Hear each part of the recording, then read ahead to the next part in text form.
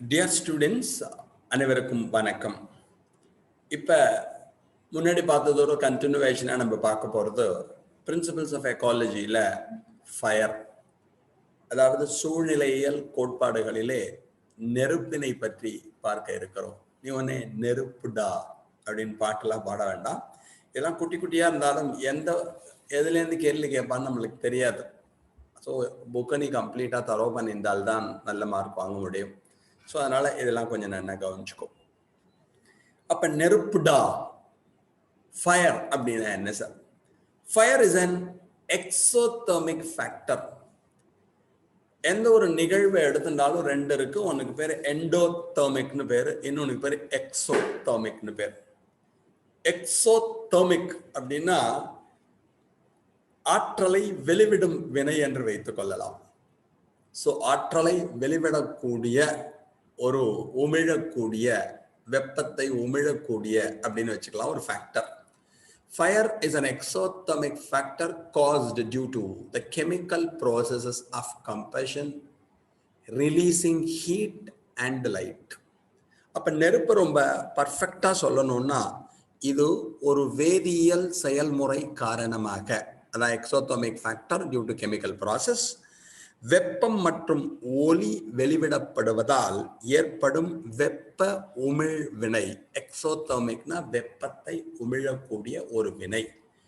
எதனால வருது? இது ஒரு வேதியியல் நிகழ்வாக இருக்கிறது. இந்த வேதியியல் நிகழ்வால ப்ராசஸ் ஆஃப் கம்பஷன் அப்படின்னு மட்டும் வெப்பம் மற்றும் ஒளி வெளிவிடப்படுவதால் வரக்கூடிய நிகழக்கூடிய ஒரு வினை என்று வைத்துக் கொள்ளலாம். It is mostly manmade. மனிதர்களால் உருவாக்கப்படுகிறது நெருப்பு. நெருப்பு கண்டுபிடிக்கப்பட்ட அப்புறம்தான் எவல்யூஷன் பயங்கர ஃபாஸ்டா நம்மள்ட்ட நடக்க ஆரம்பிச்சது. ஸோ இட்ஸ் மோஸ்ட்லி மேன்மேட், மனிதர்களால் உருவாக்கப்பட்டது. And sometimes develops naturally due to the friction between the tree surfaces. ஃபாரஸ்ட்ல மரங்கள் அதிகமாக இருக்கும். காட்டிலே காணப்படுகின்ற காய்ந்த மரங்கள் ஒன்றுடன் ஒன்று உராய்கின்ற சமயத்திலேயும் இது ஏற்படுகிறது. முக்காவாசி நம்மளால் ஏற்படுகிறது. இது செயற்கை, ஆர்டிஃபிஷியல். பட் இயற்கையாகவே உனக்கு தெரியும், ஃபாரஸ்ட் ஃபயர் என்று அழைக்கப்படுகின்ற காட்டு தீ ஏற்படுவதற்கு காரணம் இந்த friction between the tree surfaces.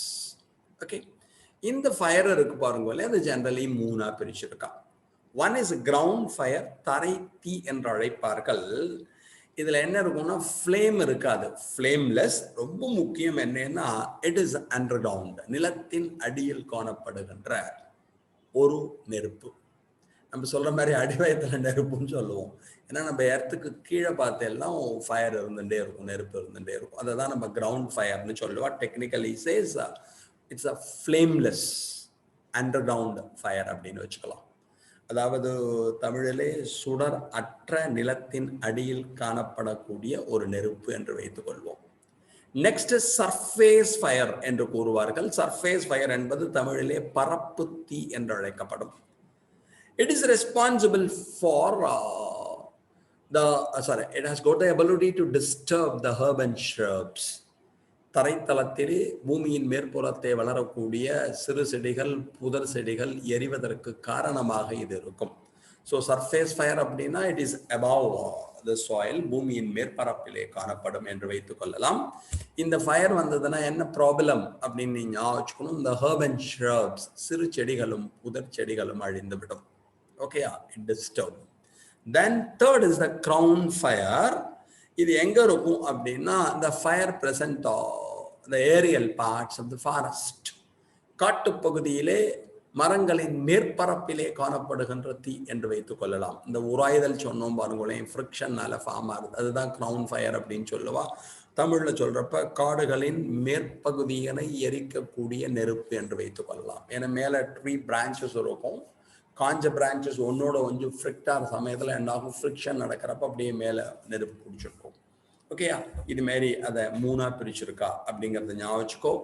One is ground fire, தரை தீ என்று அழைப்பார்கள். செகண்ட் இஸ் சர்ஃபேஸ் ஃபயர், பரப்பு தீ என்று அழைக்கப்படும். தேர்ட் இஸ் கிரவுன் ஃபயர், கிரீட தீ. கிரவுன் அப்படின்னா கிரீடம்னு பேர். அது கிரீடத்தீனா மேல நம்ம தலையில வச்சுக்கிற மாதிரி ஃபாரஸ்ட்ல ட்ரீஸோட அப்பர் பார்ட்ல வரக்கூடியது. அதாவது காடுகளின் மேற்பரப்பிலே மரங்களில் வரக்கூடிய ஒரு நெருப்பு என்று வைத்துக் கொள்ளலாம். Effects of fire. இந்த ஃபயர் என்னென்னலாம் தீமைகளை, நெருப்பானது என்னென்ன தீமைகளை அல்லது விளைவுகளை ஏற்படுத்துகிறது. Fire has a direct lethal effect on plants. நம்ம வீட்டில் சும்மா குப்பையை சேர்த்து கொள்ளையில எரிய விட்டோம்னாலே நிறையா செடி அப்படியே பிடிச்சின்னு எரிஞ்சு போயிடும். அப்போ தாவரங்களுக்கு அதிக பாதிப்பை ஏற்படுத்தும். லீத்தல் எஃபெக்ட்னா it causes the death of the plants. தாவரங்களில் இறப்பினை ஏற்படுத்தலாம். Burning scars are the suitable places for the entry of parasitic fungi and insects. இப்போ நெருப்புனால என்ன ஆகும்னா அந்த தாவர தண்டுகளிலே சின்ன சின்னதாக வடு உருவாகும். ஸ்கேர் அப்படின்னா தழும்புன்னு வச்சுக்கலாம். எந்த இடத்துல அந்த நெருப்புனால ஸ்கேர் வந்திருக்கோ அது வழியா என்ன ஆகும்னா பாரசிட்டிக் ஃபங்கை, பூஞ்சைகள் உங்களுக்கு தெரியும். அதாவது பூஞ்சைகளை எடுத்துக்கொண்டோம் என்றால் நம்ம ஒட்டுண்ணி என்று கூறுவார்கள் பாரசைட். அந்த பாரசிட்டிக் ஃபங்கை என்ன ஆகிடும், ரொம்ப ஈஸியாக அது உள்ள நுழைஞ்சிடும். அதே மாதிரி இன்செக்ட். அப்போ இந்த நெருப்பினால் வரக்கூடிய தழும்பானது பூஞ்சைகள் நுழைவதற்கும் பூச்சிகள் நுழைவதற்கும் உதவும். Burning scars are the suitable places for the entry of parasitic fungi and insects, பூச்சிகள். It brings out the alternation of light, rainfall, nutrient cycle, fertility of soil, pH, soil flora and fauna. ரொம்ப முக்கியமாக கொடுத்துருக்கோம். இது இந்த நெருப்பானது இவை அனைத்திலும் மாறுபாடுகளை ஏற்படுத்தும். லைட்ல மாறுபாடு ஏற்படலாம், ஒளியில், மழை பொழிதலில் மாறுபாடு ஏற்படலாம், நியூட்ரியன் சைக்கிள், உணவூட்ட சுழற்சியிலே மாறுபாடுகளை ஏற்படுத்தலாம். ஃபர்டிலிட்டி ஆஃப் சாயில், சாயிலோட வளத்தன்மையில், இப்போ மைக்ரோப்லாம் இருந்ததுன்னா நெருப்பில் செத்துப்படும். பிஹெச்ல மாறுபாட்டை ஏற்படுத்தலாம். சாயில் ஃப்ளோரா அண்ட் ஃபானா, மண்ணிலே வசிக்கக்கூடிய தாவரங்களிலும் விலங்குகளிலும் மாறுபாட்டை ஏற்படுத்தலாம். Some fungi which grow in soil of burnt areas called pyrophilus, எரிக்கப்பட்ட மண்ணிலே வளரக்கூடிய பூஞ்சைகள் அப்படின்னு பேர் இருக்கு. பைரோஃபில்லஸ் அப்படின்னா எங்கெங்கெல்லாம் பர்ன்ட் ஏரியாஸ் இருக்கோ அங்கே மட்டும் சில ஃபங்கஸ் க்ரோ ஆகும், பூஞ்சைகள் வளரும். அந்த பூஞ்சைகளுக்கு பைரோஃபில்லஸ்னு பேர். இதெல்லாம் 2 மார்க்ஸில் ரொம்ப முக்கியம், ஞாபகம் வச்சுக்கோ. அப்போ எந்த ஏரியாவில் பர்ன்ட் சாயில் இருக்கோ, எரிக்கப்பட்ட மண் காணப்படுகிறதோ, where certain fungi grow, சில பூஞ்சைகள் அங்கு வளரும். That fungi are known as pyrophilous fungi. அத்தகைய பூஞ்சைகளை நாம் பைரோஃபில்லஸ், தமிழ்ல ரொம்ப எரிந்த மண் பூஞ்சை என்று அழைக்கிறார்கள். இதுக்கு ஒரு எக்ஸாம்பிளே கொடுத்துருக்கான், பைரோனிமா கான்ஃப்ளூயன்ஸ். இந்த பைரோனிமா கான்ஃப்ளூயன்ஸ் அப்படிங்கிறது ஒரு பூஞ்சை.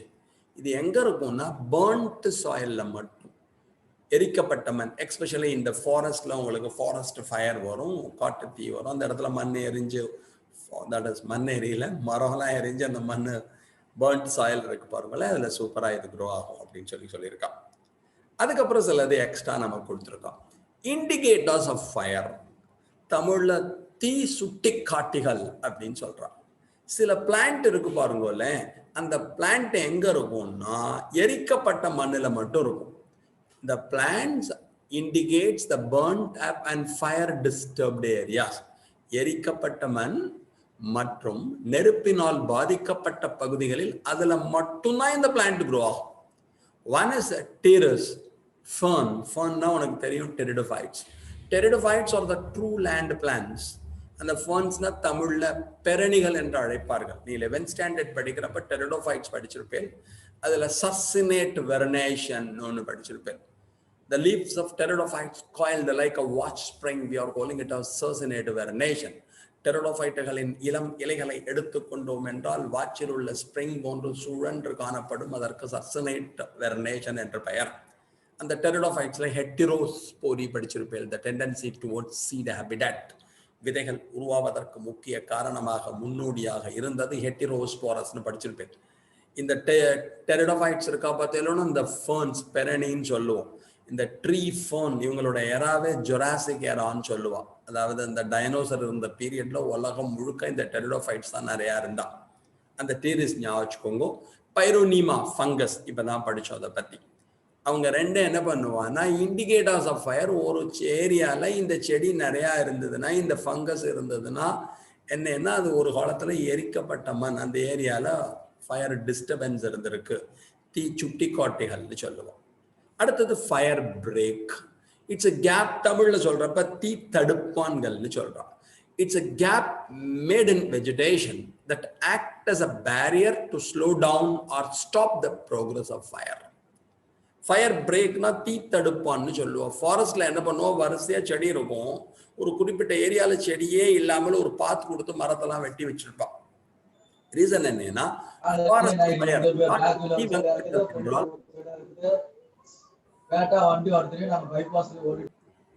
அப்ப ஃபயர் பிரேக் அப்படிங்கிறப்ப தமிழ்ல தீ தடுப்பான்னு சொல்லலாம். பெரிய ஃபாரஸ்ட் இருந்ததுன்னா காட்டுல நடுவுல கொஞ்சம் தூரம் தள்ளி ஒரு பாதை வெட்டியிருப்பா, பாதை மாதிரி அமைச்சிருப்பா. அந்த பாதையில என்ன இருக்காதுன்னா பிளான்டே இருக்காது.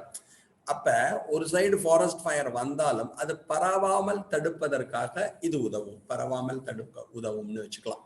ரொம்ப பர்ஃபெக்டான்னு சொல்லணும்னா தீயின் வேகத்தை குறைப்பதற்காக தாவர பகுதிகளில் காணப்படுகின்ற ஒரு இடைவெளி என்று கூறுவார்கள். அதுக்கு தான் தமிழ்ல தீ தடுப்பான்னு பேர். இட்ஸ் a கேப், ஒரு இடைவெளி.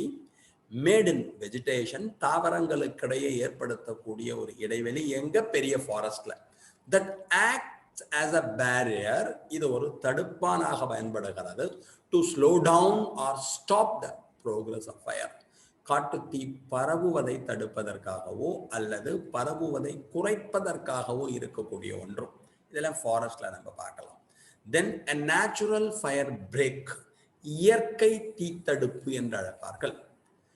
may occur when there is a lack of vegetation, there is a lack of vegetation such as a river, lake and canyon found in between vegetation may act as a natural fire break னு சொல்லியிருக்கான். இப்போ ஒரு பெரிய forest இருக்கு, அதுக்கு நடுவில் ஒரு river போனாலோ, அதாவது ஒரு ஆறு போனாலோ, ஒரு பெருசா தட் இஸ் என்ன சொல்றது ஏரி இருந்தாலோ அல்லது ஒரு நீர்ப்பரப்பு இருந்தாலோ என்ன ஆகும்னா அந்த ஃபாரஸ்ட்லேருந்து நெருப்பு காட்டு தீயானது பரவாமல் இருக்கும். அது நேச்சுரலாகவே இருக்கு. அந்த ரிவர் அப்படிங்கிறது அங்கே நேச்சுரலாக இருக்க போகிறது, லேக்குங்கிறது அங்கே நேச்சுரலாக இருக்க போகிறது, கேன்யன்ங்கிறது நேச்சுரலாக இருக்க போகிறது. ஓகே, அப்போ என்ன ஆகும்னு வச்சுக்கோங்க, எங்கே ரிவர் இருக்கோ எங்கே லேக் இருக்கோ அங்கெல்லாம் என்ன இருக்காது, பிளான்ஸ் இருக்காது அதில் மட்டும். அப்போ அதுவே என்ன இருக்கும், இயற்கையா நெருப்பு பரவுவதை, காட்டு தீ பரவுவதை தடுக்கும். அதை தமிழில் சொல்றப்ப இயற்கை தீத்தடுப்பு அப்படின்னு சொல்லியிருக்கான். ஸோ அது யாருங்கிறது ஞாபகம் வச்சுக்கணும், இது ரொம்ப இம்பார்ட்டன்ஸாக இருப்பா. May occur when there is a lack of vegetation such as a river, lake and canyon found in between vegetation may act as a natural fire break அப்படின்னு சொல்லியிருக்கா. அப்போ எங்கெங்கெல்லாம் ரிவர் இருக்கோ அந்த இடத்துலலாம் நேச்சுரலாகவே பிளான்ட் இருக்காது. பிளான்ட் இல்லாதனால ஒரு சைட்லேருந்து இன்னொரு சைடு நெருப்பு பரவுவதை தடுக்கும் என்பதை ஞாபகத்தில் வைத்துக்கொள். இதை தவிர இந்த டேர்ம் புதுசாக இன்ட்ரடியூஸ் பண்ணியிருக்கான், இது பழசில் கிடையாது. ரைட்டிடேர்ம் அப்படிங்கிறது, சில பேர் ரிட்டிடேர்ம் அப்படின்னு சொல்லுவாங்க. It is a structural defense by plants against fire. தாவரங்களில் இயற்கையாகவே காணப்படுகின்ற தீக்கு எதிரான ஒரு பாதுகாப்பு அமைப்புன்னு வச்சுக்கலாம். It's structural defence by plants against fire. அப்படின்னா தாவரங்களிலேயே சில நேச்சுரலா அமைப்புகள் காணப்படுகின்றன. அவ என்ன பண்ணுவான்னா அந்த தீ பரவுவதை தடுப்பதில் முக்கிய பங்கினை வகிக்கிறார்கள். இதுக்கு தான் என்ன பேரு, ரிட்டிடோம் அப்படின்னு ஒரு வார்த்தையை சொல்றான். The outer bark of trees, which extends to the last formed peridome, is called ritidome அப்படின்னு சொல்லியிருக்கான். தாவரங்களில் காணப்படும் உடற்கட்டமைவு அப்படின்னு வச்சுக்கலாம். இந்த பெரிடர்ம் அப்படின்னு ஒரு வார்த்தையை படிச்சிருப்பேன். அப்படின்னா என்ன sir? During secondary growth, the epidermis is replaced by a new tissue called periderm. தாவரங்களிலே இரண்டாம் நிலை வளர்ச்சி நடைபெறுகின்ற சமயத்தில் புறத்தோலிற்கு பதிலீடாக வரக்கூடிய ஒன்றைத்தான் நாம் பெரிடர்ம் என அழைக்கிறோம். இதெல்லாம் நம்ம 11th ஸ்டாண்டர்ட்ல அனாட்டமி படிக்கிறப்ப, தாவர உள்ளமைப்பியல்ல படிக்கிறப்ப செகண்டரி growth அப்படின்னு படிச்சிருப்பேன். நான் இருக்கும்னு நினைக்கிறேன். அந்த இரண்டாம் வளர்ச்சி படிக்கிறப்ப இந்த பெரிடர்ம் அப்படின்னு ஒரு வார்த்தையை படிச்சிருப்பேன். இந்த மரப்பட்டையெல்லாம் வரும். ஓகேயா? ஃபெல்லம், ஃபெல்லோஜன், ஃபெல்லோடர்ம், கலெக்டிவ்லி known as பெரிடர்ம்னு படிச்சிருப்பேன். அந்த 11th ஸ்டாண்டர்ட்ல அனாட்டமி படிச்சது ஞாபகம் வச்சுக்கோங்க. அது ரொம்ப திக்கா இருக்கும். அப்ப ஃபாரஸ்ட் ஃபயர் வந்தாலும் உள்ள இருக்க இன்டர்னல் டிஷ்யூ, உட்புற திசுக்கள் பாதிக்கப்படாமல் இது பாதுகாக்கும். ஸோ இது நேச்சுரலி இருக்கும். அப்ப ரிட்டிடோம்ல என்ன இருக்கும்னு சொல்லியிருக்கான் பாருங்க. It is composed of multiple layers of suberized peridome. Suberized அப்படின்னா the cell wall is made up of suberin, cellulose, hemicellulose, pectin, cutin, chitin, lignin, suberin அப்படிங்கிற சில வார்த்தைகள்லாம் 11th ஸ்டாண்டர்ட் anatomy உள்ளமைப்பியல்ல படிச்சிருப்பேன். அதுல இந்த suberin ஒரு வார்த்தை படிச்சிருப்பேன். இது எங்க suberin ரொம்ப முக்கியமா படிச்சேன்னா path of water from root hair to xylem. நீரானது ரூட்டார் வேர்த்தூவியிலிருந்து சைலத்தை அடையிறப்ப எண்டோடெர்மஸ்ல காஸ்பேரியன் ஸ்ட்ரைப்ஸ் ஒன்று படிச்சிருப்பேன். அகத்தோலிலே காஸ்பாரியின் பட்டைகள் என்று ஒன்று காணப்படும் படிச்சிருப்பேன். What are Casparian stripes? The thick-walled subrinized cells present in the endodermis are known as the Casparian stripes. Wherein அகத்தோலிலே காணப்படுகின்ற சூபரின் படிந்த கடினமான செல்களுக்கு காஸ்பாரியின் பட்டைகள் என்று பெயர். The main function of Casparian stripes to prevent backflow of water. நீரானது பின்னோக்கி செல்வதை தடுக்கின்ற பணியினை செய்யும். It also prevent the entry of water from cortex to xylem. புறணியிலிருந்து நீரானது சைலத்தை அடைவதை தடுக்கும்னு படிச்சிருப்பேன். அப்ப நீ இதெல்லாம் வரப்போ ஞாபகம் வச்சுக்கணும். இந்த சூபரின் 11th உனக்கு எது முக்கியம் அது முக்கியம். நீட்டை பொறுத்தவரையும் எல்லாமே முக்கியம். அப்ப இந்த சூப்ரினைஸ்டுங்கிறது சூபரின் எங்க இருக்கும்னா காஸ்பேரியன் ஸ்ட்ரைப்ஸ்ல இருக்கும் 11th ஸ்டாண்டர்ட். அதை கொஞ்சம் அப்படியே மனசுல வச்சுக்கோ. ஓகேயா? அப்ப இந்த அது இம்பார்ட்டன்ட். இந்த பெரிடோம்ல இருக்கும்.